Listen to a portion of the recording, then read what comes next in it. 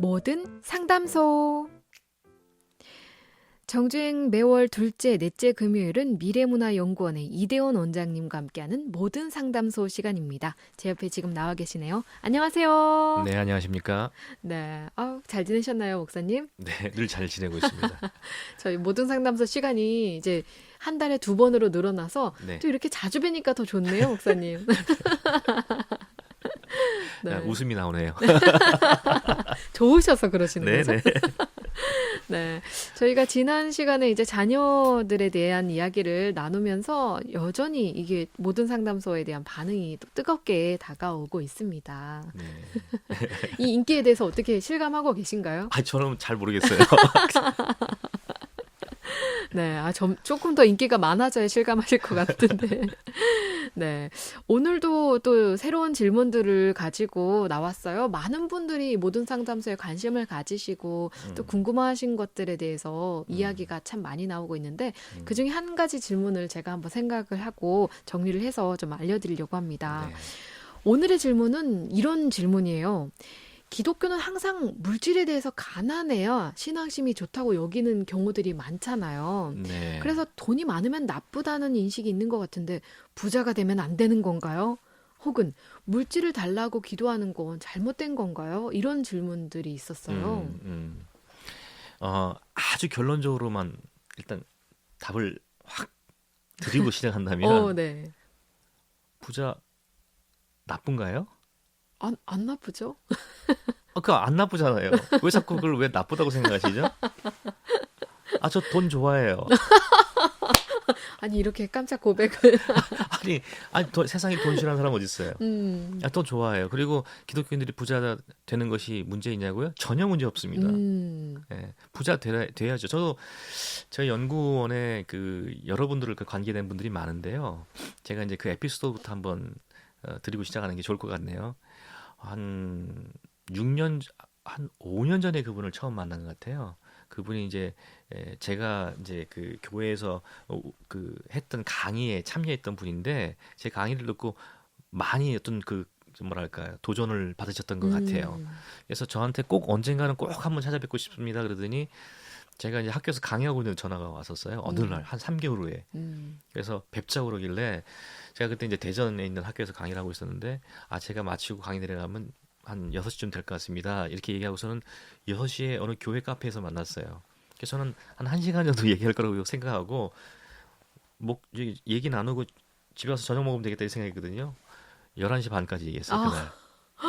그렇게 오랜 시간 동안. 예, 그분하고 한 번 더 그 이후에 그분하고 만남이 잦았는데 그분하고 만나가지고 가장 최장 시간 제가 상담을 했던 게 12시간 반이에요. 12시까지가 아니고 12시간을 12시간 반. 근데 그 중에서 제가 얘기한 시간은 30분도 안 돼요. 그분이 자기소개했는 게 계속 얘기를 하신 거죠. 근데 그분하고 얘기하는 중에 제가 한동안 얘기를 처음에 듣고 뭐 상담하고 이렇게 하다가 한 1년 정도 지나면서 제가 이상하다고 느꼈던 것이 있어요. 그분이 능력이 많으신 분이에요. 재주도 많고요. 그래서 젊은 날에는 돈도 많이 벌었던 분이에요. 근데 이후에 이분이 신앙생활을, 그러니까 소위 말하는 제대로 하기 시작하면서 어떤 생각을 갖게 되냐면 기독교인은 청빈해야 된다는 생각을 갖게 된 거예요. 그때부터 물질에 대해서 자유로움. 그래가지고 그렇다고 뭐 저를 만난 시점에 그분이 경제적으로 어려운 생활을 하고 있냐, 그건 아니에요. 그건 아니지만 그 이전에 이 사람을 알던 사람들이 보면은 얘가 왜 이렇게 살지 할 정도로 살고 계신 거예요. 그 이유는 근데 우습게도 너무 놀랍게도 그렇게 그분이 그런 삶을 살고 있는 기본 동기가 뭐냐면 신앙 때문이에요. 그래서 제가 이상하다 생각했죠. 그래서 왜 그러시나 했더니 이분은 뭐냐면 청빈해야, 기독교인은 청빈해야 된다는 생각한 거예요. 그래서 제가 그분한테 질문했던 게 뭔지 아십니까? 아니, 돈 없으면 교회를 어떻게 쳐요? 아니, 교회에서는 열심히 비즈니스하고 그래서 헌금 많이 하시는 분들이 계시니까 교회 건축도 하고 그러는 거 아닌가요? 아니, 교회에서 선교하려면 돈 필요하잖아요. 어쩔 때는 뭐 조금밖에 필요하지 않을 수도 있지만 어쩔 땐 굉장히 많은 돈이 필요할 때도 있잖아요. 그러면 교인들이 다 청빈하면 그거 어떻게 신앙생활 열심히 한다는 얘기가 청빙이 연결되는 거라면 아니 교회는 무조건 가난해야 되는 거 아니에요. 기독교인들은 무조건 가난해야 되는 것이고. 근데 교회에서 헌금 많이 하시는 분들 싫어하나요? 제가 이제 약간 반농담조로 이렇게 질문했죠. 그분이 이렇게 듣더니 아니죠. 그 교회 계시는 모 장로님 계시잖아요. 그분 되게 부자시잖아요. 그럼 그분은 신앙생활 제대로 못 하시는 분인가? 이거 아니 그건 아닌데요. 그러니까 우리가 예수를 믿으면 청빈해야 된다는 이 생각 속에 갖고 있는 생각 속에 실질적인 신앙생활의 영역에 옮겨다 놓고 보면은 말도 안 되는 모순들이 많은 거예요. 그 모순들을 해결하지 못하면서 그러니까 이 자칫 잘못하면 이게 위험한데 일종의 율법주의가 돼요. 일종의 율법주의. 뭐냐면 겉으로는 그렇게 얘기하지만 속으로는 뭐 저들은 아니야. 내가 진짜야. 이렇게 갈 위험도 있습니다. 그렇지가 않아요. 성경에는 돈을 그 만모니즘이라는 게 있죠. 만모니즘. 그러니까 돈을 숭상하고 숭배하는 거죠. 성경에서 하나님께서 금하시는 것은 돈을 숭상하고 숭배하는 것이지 돈 자체를 부정하다 여기진 않아요. 그러니까 돈 자체가 영적인 어떤 뉘앙스가 들어가면 그 소위 말하는 만모니즘에서 돈을 섬기게 되고 손을 어떤 인격이 부여되게 되고 신적인 어떤 뭐랄까요 그런 느낌이 들어가게 되면은 이건 심각한 문제가 되지만 그 자체가 아니라 기독교인들이 돈 자체를 많이 소유하거나 하는 것에 대해서는 문제될 게 저는 없다고 봐요. 그러니까 기본적인 답변입니다. 아주 기본적인. 돈 필요하세요? 안 필요하세요? 필요하죠. 근데 돈 갖는 게 왜 자꾸만 문제라고 생각하시는 거예요? 선택적인 청비는 있을 수 있습니다. 예, 근데 저 같은 사역자들이나 목사님들 같은 사역자들이나 이런 분들은 정당한 노동력을 제공하고도 노동력이라는 것은 우리가 뭐 목사가 제공한 노동력이 뭐가 있어요? 열심히 성경 연구와 가르치는 게 노동력이 아니겠어요? 제공하고도 정당한 대가를 요구하지 못할 수 있습니다. 그건 어쩔 수 없는 거예요. 그래서 그거는 왜냐하면 아직도 일반적인 성도들이 갖고 있는 기본적인 생각은 목회자들은 이래야 된다는 틀이 있어요. 그러니까 사도 바울이 얘기했죠. 음식에 대한 말에서 아무거나 다 먹을 수 있어요. 먹지 못할 게 없죠. 근데 왜 안 먹냐는 거예요. 덕을 세우기 위해서 안 먹는 거예요. 신앙이 약한 자들, 혹은 교회에서 오해할 자들 때문에 내가 스스로 선택할 수 있지만 안 하는 거예요. 그러니까 목회자들이나 사역자들이 소위 말하는 청빈한 삶을 살 수밖에 없는 이유는 요구할 수 있는 자격이나 능력이 안 돼서가 아니라 교회 신앙 환경 때문에 어쩔 수 없이 그걸 선택하는 거예요. 저도 그런 삶을 선택하고 있는 사람이거든요. 그거는 저는 그래서 이 길 가는 게 이렇게 사는 것이 이렇게 산다는 게 말이 좀 이상한데 그래서 청빈한 삶을 사는 것에 대해서 저는 제가 선택한 삶이기 때문에 전혀 불만이 없어요. 그래서 제가 우리 아이들한테도 늘 그런 얘기를 하죠. 나는 아빠가 선택한 삶은 이런 삶을 선택했기 때문에 오늘날 우리가 살아가는 신앙생활 속에서는 이 삶을 선택하면 이럴 수밖에 없어. 이 부분에 있어서는 돈의 부분에서는 이럴 수밖에 없어. 그렇지만 아빠는 그렇기 때문에 이건 감사하게 받아들이고 가. 이런 얘기를 당당하게 해요. 그런데 일반 성도들, 비즈니스 하는 이런 성도들 계시고 많이 계시잖아요. 이런 분들이 청빈하게 산다?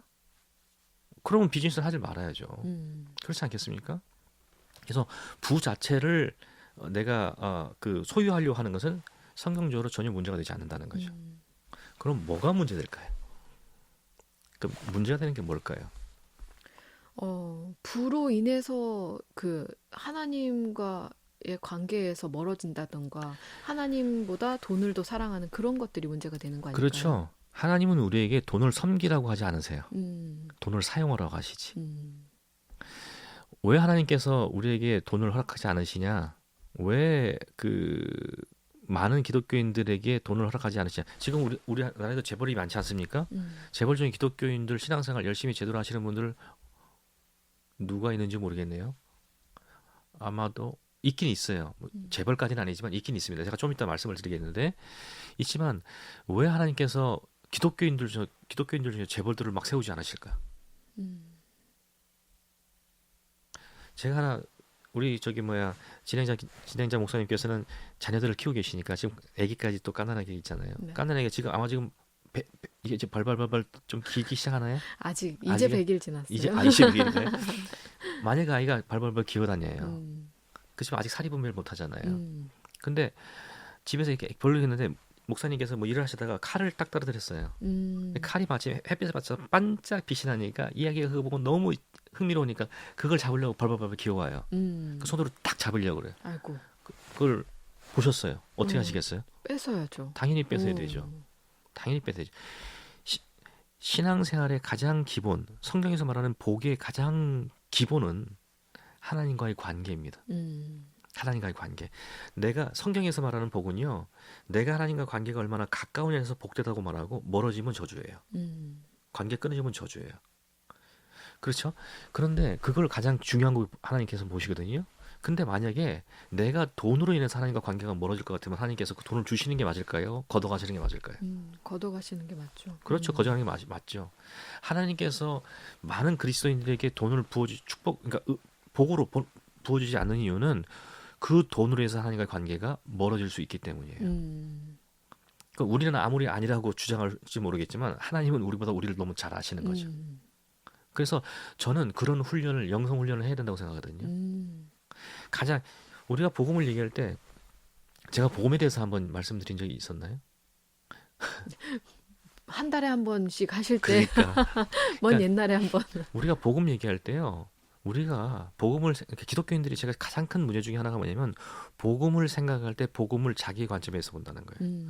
사람의 관점에서 복음을 바라봐요. 그래서 복음, 왜 이렇게 물어보죠. 아무 성도에서 이렇게 물어보세요. 왜 이 기독교 신앙이 복음이 됩니까? 라고 물어보세요. 그러면 처음에는 이게 무슨 의도지 하고 막 이래요. 그래서 아니 정말로 왜 이 기독교 신앙이 본인에게 복음이 된다고 믿으십니까? 라고 정말 진지하게 그냥 쉽게 말씀해 보세요. 어려운 질문 드리는 게 아니라 그냥 단순하게 드리는 질문입니다. 하면 답변 나오는 90% 이상이 뭔지 아십니까? 복을 내가 예수 믿어서 구원받아서 천국 가니까. 내가 구원받으니까. 이렇게 얘기를 대부분 해요. 근데 그 말이 틀린 말 절대 아니죠. 근데 가만 보면 관점을 보세요. 뭐냐면 나에게 이것이 어떤 이득이 되니까로 가요. 그렇게 복음의 내용이 흘러가요.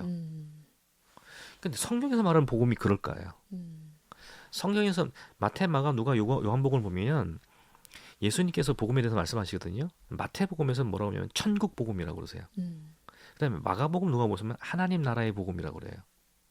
요한복음에는 하나님의 복음, 뭐 여러 가지 용어들이 있습니다.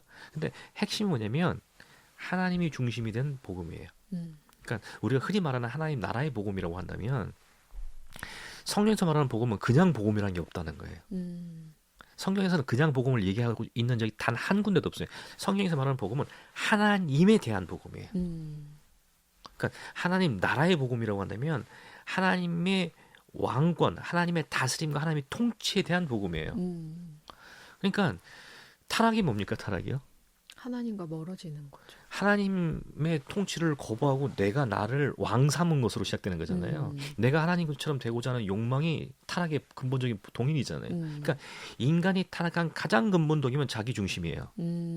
내가 중심이 되겠다는 거예요. 부부싸움의 가장 큰 원인이 뭐라고 보십니까? 엄청난 철학적 문제로 부부가 싸우지 않아요. 아주 단순한 제 아내하고 저하고 싸우는 얘기를 예를 들어볼까요? 네. 제가 우리 집사람한테 일주일 전에 이것 좀 해달라고 부탁을 했어요. 중요한 문제니까 이것 좀 해줘. 그러니까 아내가 뭐라고 그러냐면 알았다고 얘기를 했어요. 네, 알겠어요. 할게요. 그래서 일주일 전 저는 뭘 하나 부탁해놓고 응답이 있으면 그 결론까지 참견하지 않아요. 얘기를 하잖아요. 그래서 일주일 지나고 난 다음에 제가 뭘 준비하면서 여보 그거 어떻게 됐어? 물어본 거예요. 우리 집사람이 뭐라고 그럴게요. 안 했네. 그럼 제가 뭐라고 그러냐면 여보 내가 그걸 그렇게 중요한 문제라고 당신이 하겠다고 그랬잖아. 근데 안 해놓으면 어떡한 거야.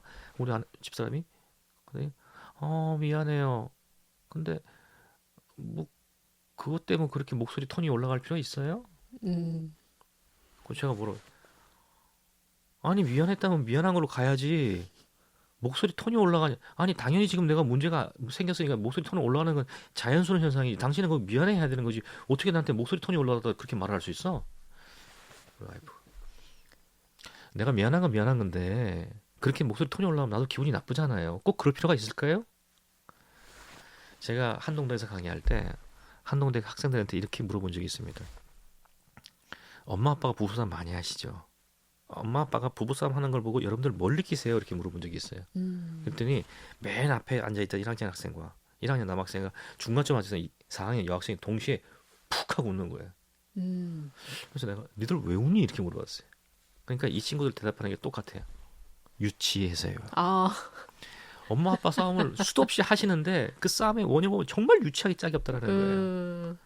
제가 예를 들었던 제 와이프하고 제 그 어떤 다툼 있잖아요. 그게 뭐예요, 결국은? 가장 근본적인 뭐냐? 왜 내가 원하는 대로 하지 않았어요. 내가 원하는 그렇죠. 대로. 저쪽은 뭐냐면 내가 왜 굳이 내가 원하는 대로 해야 돼? 나도 내 생각이 있는데. 응? 동의하고 안 했잖아. 그럴 수도 있지. 그럴 수도 있지 뭐예요? 사람이 실수할 수도 있지. 자기 방어잖아요. 결국은 모든 것이 유치원생으로부터 시작해가지고 나라와 나라의 전쟁에 이르기까지 싸움의 원인은 대단히 단순합니다. 왜 내 마음대로 안 했어요? 이게 이 탄핵의 근본 원인이거든요. 그러니까 내가 원하는 대로 나의 관점이라는 것 자체가 성경에서는 금하는 거예요. 우리가 복음이나 신앙생활 한다는 거는 뭐냐면 이제까지 나의 중심, 나의 관점에 시작했던 모든 것들을 하나님의 관점에서 시작하겠다는 것을 대전환을 의미하는 거예요. 그래서 메타노이아라고 말하는 신약성의 소위 말하는 회개라는 말은 뭐냐면은 내가 어느 한 방향으로 가다 완전히 180도 다른 방향으로 돌아선다는 걸 의미해요. 성경에 보면 이런 말이 있죠. 너희가 마음을 새롭게 하여. 그러니까 한국 사람들은 마음을 새롭게 하니까 여기로 생각을 해요. 마음. 가슴으로 생각한단 말이죠. 근데 성경에서 말하는 그 마음은요. 마인드예요. 그러니까 사고의 방식을 바꿔야 된다는 거예요. 그러니까 우리가 예수를 믿는다, 신앙생활을 한다는 것은 사고의 기준과 모든 것의 판단의 기준이 나로부터 시작했던 것을 하나님의 기준으로 바꾼다는 것을 의미해요. 복음의 의미가 바로 그런 거죠. 돈을 바라볼 때도 마찬가지죠. 그러니까 돈이 필요해서 내가 하나님께 돈을 구하는 것이 잘못인가요? 잘못 절대로 아니에요. 근데 그 돈을 왜 구하냐는 것이죠. 왜 그 돈을 구하냐는 것이죠. 하나님의 영광을 위해서? 정말 하나님 나라의 영광을 위해서 구해요? 그럼 제가 이러죠. 지금 있는 돈을 하나님의 나라의 영광을 위해서 사용하고 있느냐고 물어봐요. 지금 내가 한 달 수입이 300만 원인데 그 300만 원을 가지고 하나님의 영광을 위해서 사용하고 있느냐고 물어봐요. 아니요, 300만 원 갖고 모자라서 한 500만 원 되면 할 수 있어서 지금 500만 200을 더 구하고 있어 하나님께. 하나님은 속지 않으세요. 그런 식으로 우리가 구하면은 안 된다는 거예요. 물질을 바라보는 관점이 그래서는 안 된다는 거예요. 그러니까 결국은 뭐냐면 내가 내 욕구를 충족시키고 있는 남은 돈으로 하나님께 쓰겠습니다. 하나님 위해 쓰겠습니다. 하잖아요. 아니에요. 내가 먹고 마시는 것 자체가 하나님의 영광을 위해 되는 거예요. 그게 신앙의 본질이에요. 그러면은 내가 돈을 벌려는 목적도 하나님의 영광을 위해 된다는 얘기는 뭐냐면 내가 현재의 삶 속에서 내가 살고 있는 게 하나님의 중심의 삶으로 돌이켜지지 않았는데 내가 무엇인가 보태지면 특히 물질이 돈이 보태지면 내가 그때가 하나님께 영광을 돌리겠다? 그건 거짓말이에요. 하나님은 만으로 여김을 받지 않으십니다. 하나님은 속지 않으세요. 우리 스스로 우리를 속일 뿐이죠. 그래서 물론 물질로 모든 것을 평가할 수는 없어요. 그러나 정말로 하나님께서 우리에게 요구하시는 것은 물질의 종로로 타는 것이 아니라 물질을 사용하기를 요구하시는 거예요. 물질을 이용하기를 원하시는 것이고. 그런데 보십시오. 제가 아주 그 신앙생활 열심히 하시는 분들도 많거든요, 주변에요. 그 봉사활동하고 많은 곳에 이렇게 헌금도 하고 하시는 분들 많아요. 근데요, 제가 그런 분들을 유심하게 관찰하면서 받았던 아픔이 하나 있어요. 뭐냐면, 그러니까 소위 말해서 하나님의 영광을 돈을 쓴다는 거잖아요. 뭐 여러 곳에 헌금도 보내고 도와주고 하는 거 한단 말이죠. 근데 가만히 살펴보니까 너무 슬픈 사실 하나 발견한 건데 뭐냐면 누구를 도와줄 것이냐 말까를 자기가 판단해요. 물론 자기가 판단해서 보내는 건 맞죠. 근데 난 이걸 잘 들으셔야 돼요. 자기가 판단하더라고요.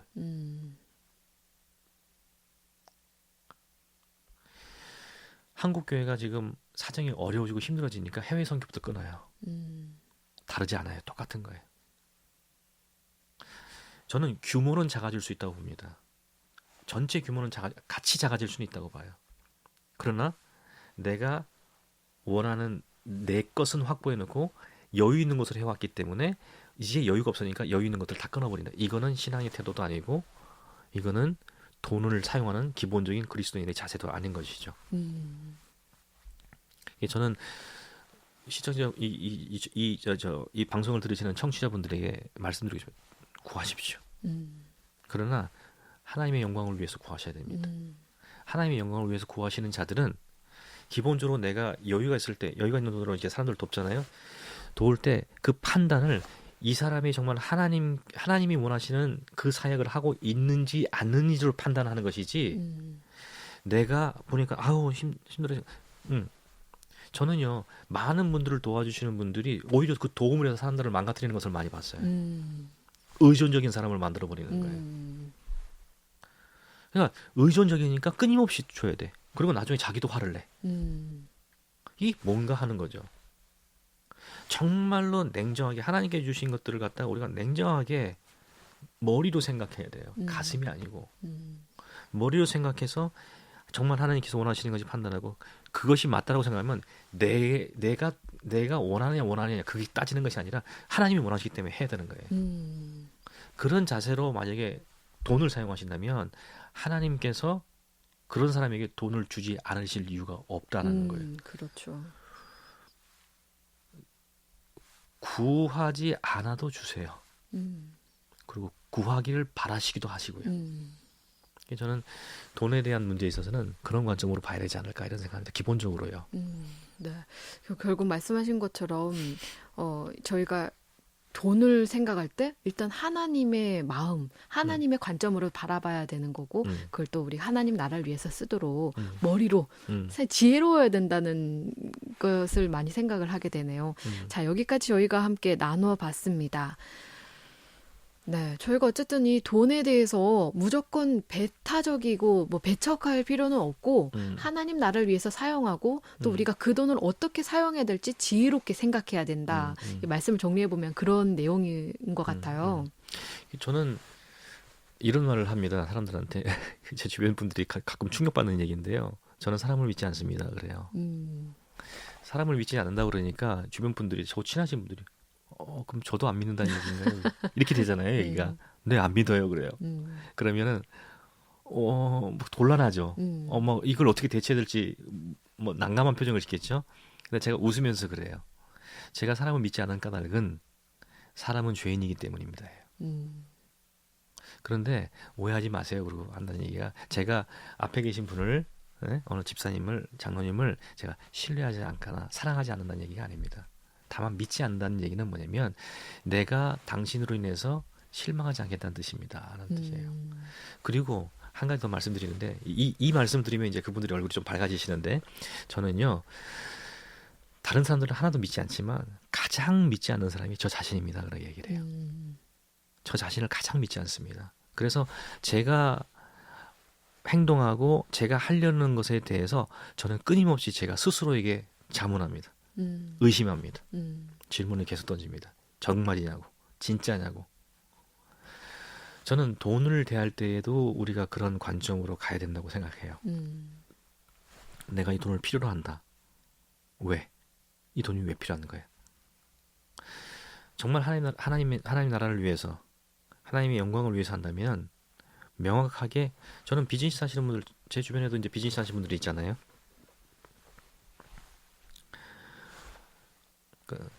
선교의 관점에서 선교라고 말하면 또 이게 굉장히 폭이 넓은 얘기이기 때문에 좀 어떨지 모르겠지만 우리가 선교를 생각할 때 과거에는 그냥 영혼 구원, 다른 나라로 넘어가서 어떤 복음 전하는 사역을 선교로 해외 사역, 선교로 규정하는 일들이 많았거든요. 근데 현대에 있어서 우리 선교학계의 선교는요 그런 게 아니에요. 총체적으로 정의를 합니다. 그래서 하나님 나라의 복음과 관련된 모든 사역들을 선교적이라고 얘기를 해요. 그렇다면 비즈니스도 그래서 비즈니스 예전에는 비즈니스 for 미션이었거든요. 그래서 선교를 위한 사업이었어요. 근데 요즘은 뭐냐면 비즈니스 as 미션이에요. 뭐냐면 비즈니스 자체가 선교가 된다는 거예요. 그러니까 저는 제 주변에 있는 사업하시는 분들에게 그러한 당신들이 지금 하고 있는 사업 자체를 사역으로 알고 하십시오라고 그래요. 목회하는 거랑 똑같은 사역을 알고 생각하셔야 됩니다. 이렇게 얘기를 하거든요. 이제 한 분은 뭐냐면 친환경 이 그리드라는 것을 만들어서 사업하시는 분이 계세요. 이게 너무 힘들게 어렵게 하시는데 저는 그분을 위해서 정말로 응원을 했거든요. 왜냐면 모든 이 나오는 그리드가 친환경 제품이 아니고 그러니까 뭐 토양을 오염시키거나 또 환경 호르몬이 많이 섞였거나 이런 것들을 자재를 썼거든요. 근데 그분은 전혀 그런 게 없는 걸 쓰는 거예요. 근데 그러려니까는 너무 사업하기가 힘들죠. 근데 계속 경쟁을. 그게 하나님께서 기뻐하시는 일입니다. 그게 하나님께서 기뻐하시는 일입니다. 그랬는데 얼마 전에 이분이 정부로부터 최초로 그 분야 업계 분야에 최초로 인증을 받으신 거예요. 인증을 받아가지고 상당히 지금 바쁘게 하고 계세요. 저는 그렇게 하나님께서 원하시는 일, 자연 환경을 보존하고 하는 것도 되살리고 하는 것도 하나님께서 우리에게 맡기신 책무라고 생각하거든요. 그리스도인이 가져야 할 마땅한 책무라고 생각해요. 근데 그분이 그와 관련된 사업을 하시는 분이잖아요. 남들은 더 많은 이윤을 내기 위해서 돈을 더 많이 벌기 위해서 아무거나 제재를 쓰는데 그분은 뭐예요?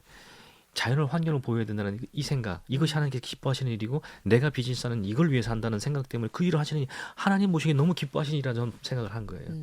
그러니까 응원했는데 최근에 그런 희소식이 들린 거죠. 몇 번이 안 됐거든요. 그러면서 막 얼마나 힘들었겠어요. 응원하고 기도하고 된 거예요. 하나님께서 이제는 지금부터 시작입니다. 그랬어요. 지금부터 시작이에요. 왜요? 됐다 할 때 사단이 치고 들어와요. 그러니까 항상 깨어 있어야 돼요. 내 스스로가. 없던 돈이 1억이 생겼어요. 그것 때문에 할렐루야가 아니라 이게 왜? 이걸 어떻게 하지? 하는 깨어있는 마음을 가져야지만이 하나님께서 그런 의미에서의 물질을 구하시고 추구하시는 거라면 저는 완전 환영이죠. 하나님께서도 완전 환영하실 겁니다. 저는 주변에 비즈니스하는 분들에게 아까 청빈 하셨다는 분 있잖아요. 그분에게 왜 그리스도인들이 청부를 생각하지 않느냐. 왜 청빈만 생각하느냐는 거예요. 그럼 뭐 이상한 거 아니냐. 사실은 청빈보다 더 어려운 게 청부라 그러고요. 그러니까 어려운 거 하기 싫어서 쉬운 거 하려는 거 아니에요? 일부러 막. 청부를 추구하세요. 그리고 하나님께서 주신 그 부를 가지고 하나님께서 원하시는 삶을 사세요. 마치 내가 돈 좀 있다고 그래가지고 누구한테 베풀듯이 툭툭 절대로 그러지 마세요. 내가 갖고 있는 어떤 것으로 누구를 섬긴다는 것은 대가를 받고 지불하는 것보다 훨씬 더 겸손하게 접근해야 된다. 그게 그리스도인입니다라고 얘기를 해요. 그렇게 하시면 하나님께. 근데 지금 아까 제가 처음에 그 5년 전에 만났던 그분이요. 지금 아주 활동 열심히 하십니다. 아주 진짜 깜짝 놀랄 만한 그런 사역들도 일으키고 계세요. 그래서 뭐 저 덕분에 그렇게 됐다라기보다는 저로 인해서 자극을 받아가지고 생각의 변화를 일으키신 거고, 그러니까 자기는 기독교인은 청빈에 대한 생각이 청부가 있군요. 그럼 나 청부로 갈래요. 지금 열심히 활동하고 계시고, 저는 모든 그리스도인들이 핵심은 내가 무엇을 바라보고 있느냐, 하나님을 바라보고 있느냐, 돈을 바라보고 있느냐. 네.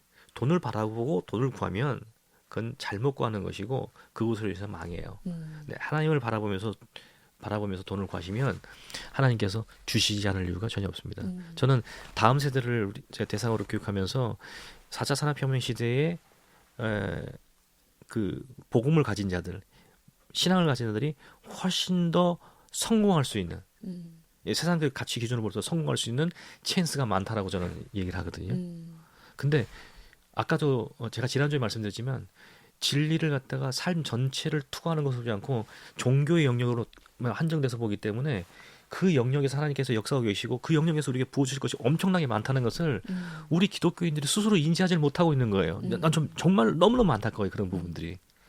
그래서 우리 다음 세대만큼, 그리고 지금 현재 이 방송을 들으시는 분들도 하나님의 용사로 서시길 바라요. 그리고 돈을 섬기는 자가 아니라 돈을 사용하는 자. 네, 섬기는 건 하나님, 돈은 사용하는 거죠. 돈을 종으로 삼으세요. 돈은 종을 부리시라고요. 그런 분들이 많이 나오는 그런 적이 됐으면 좋겠습니다. 네. 정말 귀한 말씀 주셔서 감사합니다. 저희가 진짜 하나님 나라를 생각하는 삶을 살 때 우리가 돈을 바라보는 관점도 그렇게 변화되고 달라져야죠. 그리고 무엇을 바라보든지 또 하나님 나라를 섬기는 데 더 애쓰는 우리 청취자 모든 여러분이 되실 거라는 생각이 듭니다. 네. 오늘 이렇게 또 아주 속 시원하게 또 이런 이야기를 해주시니까 너무 감사합니다. 모두 청부가 되셔서 정말 하나님 나라 위에서 달려가길 소망합니다. 네. 오늘 함께해 주셔서 감사합니다. 네, 고맙습니다. 네, 네. 또 다다음 주에 뵐 수 있겠네요. 네, 자주 고맙습니다. 뵈니까 정말 좋아요. 그럼 다다음 주에 뵙도록 하겠습니다. 네, 고맙습니다. 수고하셨습니다. 지금까지 미래문화연구원의 이대현 원장님과 함께했습니다.